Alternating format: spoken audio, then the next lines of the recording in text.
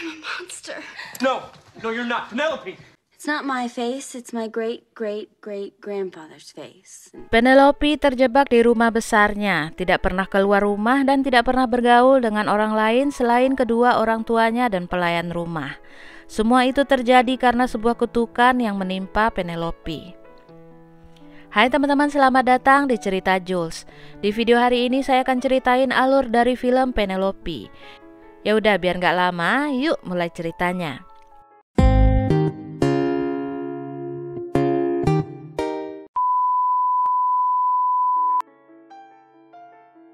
Ralph Wilhern adalah seorang bangsawan yang kaya raya. Saat itu ia menghamili seorang pelayan wanita bernama Clara. Namun keluarganya menolak untuk menikahkan mereka. Clara yang putus asa kemudian melompat dari tebing dan tewas. Ibunya yang merupakan penyihir sakit hati atas apa yang terjadi. Ia kemudian mengutuk keluarga Wilhern. Anak perempuan pertama yang lahir di keluarga itu akan memiliki hidung dan telinga babi, dan kutukan itu hanya bisa patah jika salah satu orang di kalangannya mencintainya dengan tulus. Beberapa generasi kemudian hanya anak laki-lakilah yang lahir di keluarga itu. Jadi mereka semua mulai mengira bahwa kutukan itu hanyalah dongeng. Sampai suatu waktu kutukan itu terjadi saat lahirnya seorang anak perempuan pertama yang diberi nama Penelope. Karena keluarga mereka kaya dan terkenal, semua orang pun menjadi penasaran akan berita kelahiran itu. Jessica, ibunya Penelope, berusaha meminta bantuan dokter. Namun menurut pemeriksaan, kondisi Penelope tidak memungkinkan untuk dilakukan operasi. Seorang reporter bernama Lemon berusaha memotret bayi Penelope, tapi ia ketahuan oleh Jessica. Jessica kemudian membuat cerita bahwa bayinya meninggal dunia. Setelah itu ia mengurung Penelope di rumah mereka selama bertahun-tahun demi menyelamatkannya dari dunia luar.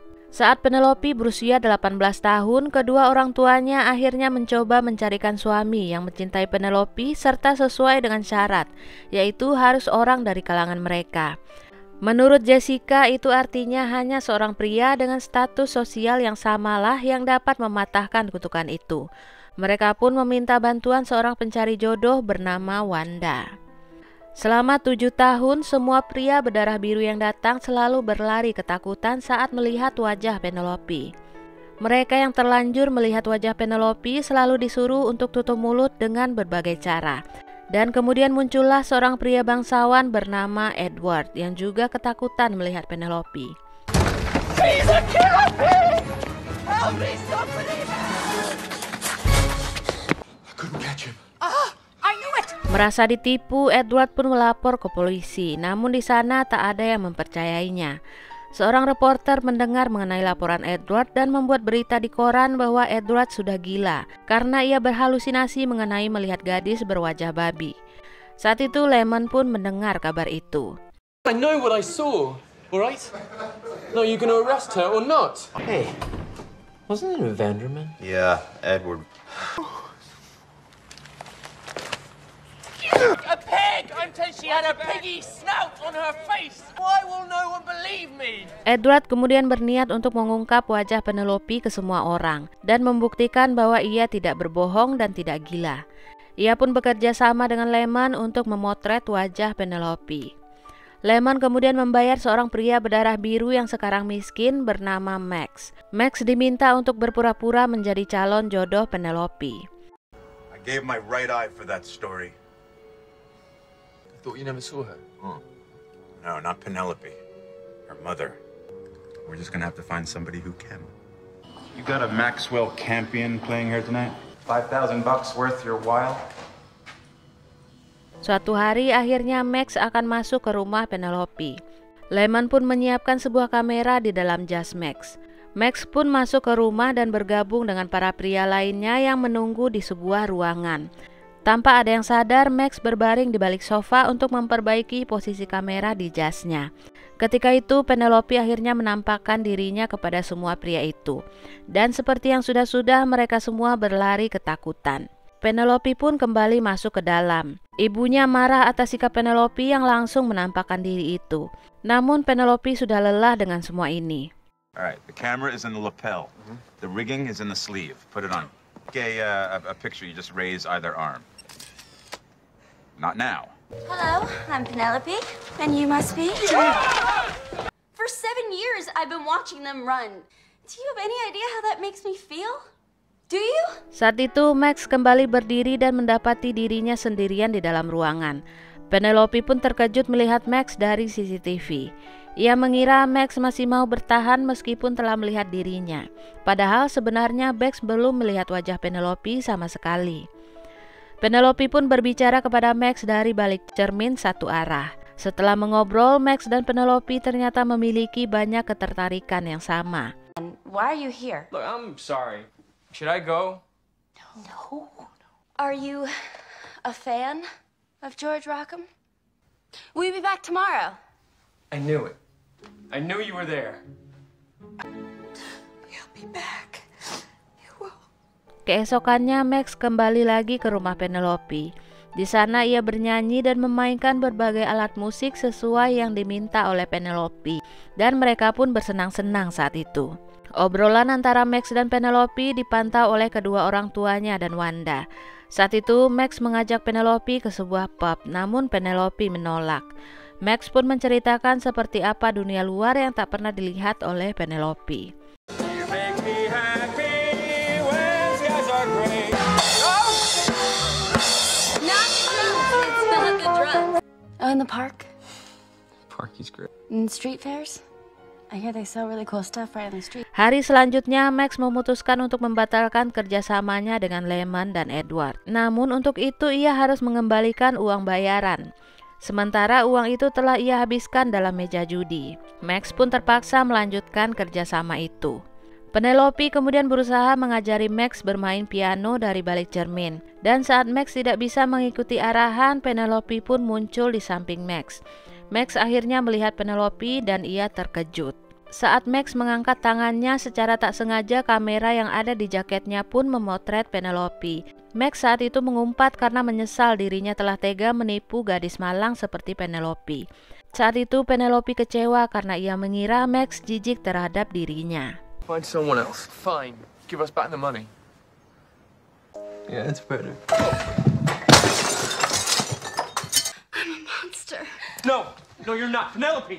No! Saat Max keluar rumah, ia melempar kamera itu di depan Lemon dan kembali ke rumah untuk menemui Penelope. Penelope yang menyadari bahwa Max ternyata tidak takut kepadanya, kemudian memohon kepada Max untuk menikahinya agar kutukannya patah. Namun entah kenapa Max menolak. Kemudian Jessica dan Wanda yang tadi melihat Max bersama Lemon mengusirnya dari rumah. Penelope pun patah hati. Penelope yang sangat lelah dengan semua usaha ibunya untuk mencari jodoh itu kemudian teringat dengan perbincangannya dengan Max dulu mengenai dunia luar. Penelope kemudian kabur dari rumahnya dan pergi menuju kota. Lemon dan Edward yang memantau di luar rumah pun mengetahui bahwa Penelope telah kabur. Lemon? Penelope! Max? Oh, Penelope, there's something I have to tell you. Once the curse is broken, I'll be just like anybody else. Marry me, Max. I can't.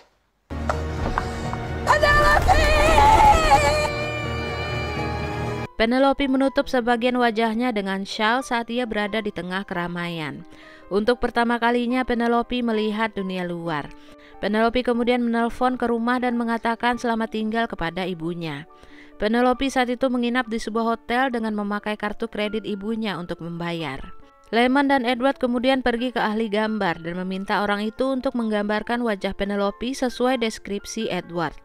Namun gambar Penelope itu malah terlalu berlebihan dan menyeramkan. Tapi karena percaya kepada Edward, Lemon pun akhirnya menerbitkan gambar itu di koran. Orang tua Penelope akhirnya melacaknya sampai di hotel dan Penelope pun kembali kabur dari mereka. Sekarang Penelope sama sekali tidak punya uang atau kartu kredit. Ia akhirnya memutuskan untuk menjual foto dirinya sendiri kepada Lemon untuk mendapatkan uang. Melihat foto asli Penelope, Lemon pun terdiam. Sosok itu jauh dari gambar sketsa yang diceritakan Edward. Lemon pun kemudian berhenti bekerja sama dengan Edward yang masih menyimpan dendam. Foto Penelope yang asli pun masuk koran dan menjadi berita utama. Max datang ke kantor Lemon dan mengembalikan uang bayarannya waktu itu. Ia juga marah karena Lemon telah mengambil keuntungan dari gadis malang itu. Saat itu Lemon memberitahu Max bahwa Penelope sendirilah yang telah menjual foto itu kepadanya. Something like this, but minus the fangs. Franklin! Do you want to find her or not? The room is registered in my name with my card. Who's the guest? Me. Well, at least we know she's not starving. Listen, do you want it or not? Sure, yeah. Look, Grandma, a pig.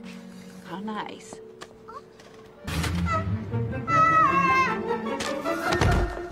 Let's just call it even. No, let's not.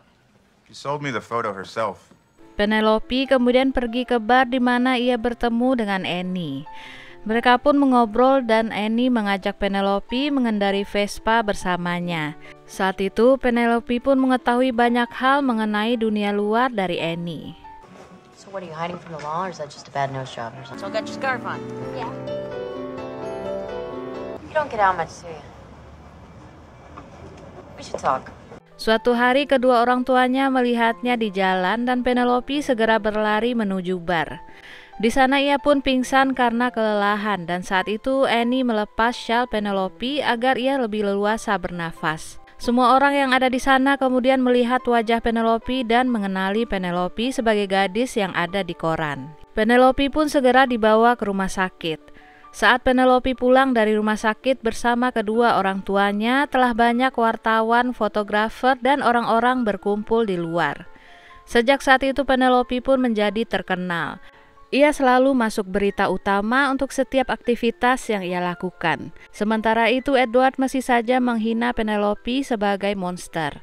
Ayah Edward yang mengetahui bahwa publik sekarang sangat menyukai Penelope merasa malu atas sikap putranya yang selalu berkomentar jahat kepada Penelope. Penelope, is there anything you'd like to say to the public? Hi? That thing belongs in a cage. She's a complete monster. Public loves this girl. We love what the public loves. Get it? Suatu hari Penelope bertemu lagi dengan Max dan mereka mengobrol singkat dan kemudian berpisah. Saat Penelope pulang, di rumahnya sudah ada Edward. Edward ternyata sedang berusaha untuk menarik simpati publik dengan melamar Penelope. Ibunya pun membujuk Penelope untuk menerima lamaran Edward agar kutukannya hilang, karena meskipun saat ini Penelope diterima oleh banyak orang, ia tetap hanyalah dianggap sebagai babi yang bisa bicara. Di tempat lain, Lemon mendapatkan info bahwa Max sedang berada di penjara karena merampok. Namun setelah ditelusuri, ternyata yang di penjara itu bukanlah Max yang dulu bekerja sama dengannya. Max yang dulu itu ternyata bernama asli Johnny Martin, dan Johnny hanyalah pria biasa, bukan dari keluarga bangsawan. Suatu malam, Johnny berusaha memperingati Edward karena ia tahu Edward berpura-pura mencintai Penelope. Namun Edward tidak peduli atas peringatan itu. Johnny pun tidak bisa melakukan apapun karena ia bukanlah orang yang dibutuhkan oleh Penelope. Lemon kemudian menemui Johnny yang putus asa. Saat itu ia bertanya kenapa Johnny tidak mau menikahi Penelope. Johnny menjawab bahwa keinginan terbesar Penelope adalah ingin mengangkat kutukannya saat itu. Dan Johnny bukanlah pria berdarah biru. Itu berarti bahwa Johnny benar-benar tulus menyukai Penelope. Lemon kemudian memberitahu info mengenai Johnny kepada Jessica dan Wanda. Namun Jessica memilih untuk tidak memberitahukannya kepada Penelope demi kutukan Penelope terangkat. Wanda mencoba memperingati Jessica bahwa Penelope akan lebih bahagia bersama orang yang mencintainya dengan tulus daripada bersama Edward. Namun Jessica tidak peduli. Don't make the boy beg. Look at that face. He can break the curse. Will you marry me, Penelope?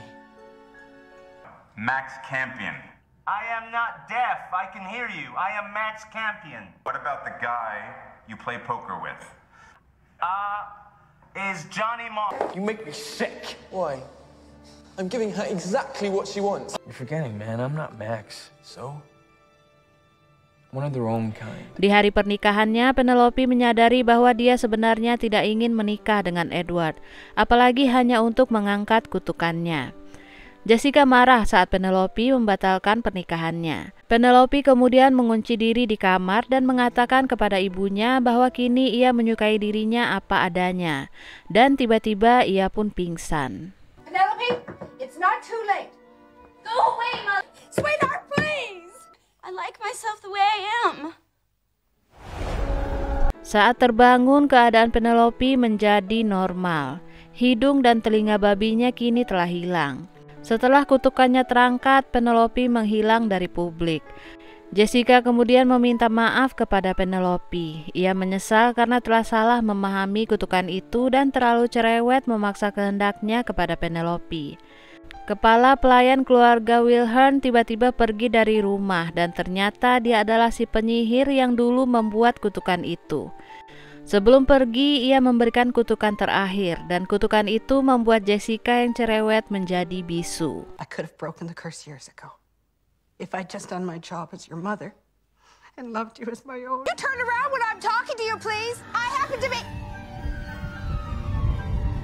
Beberapa tahun kemudian, Penelope telah menjadi seorang guru dan orang-orang tidak lagi memburu beritanya seperti dulu. Penelope juga akhirnya mengetahui info mengenai Johnny dari Wanda. Ia kemudian bertemu lagi dengan Johnny yang belum tahu bahwa kutukan Penelope sudah hilang.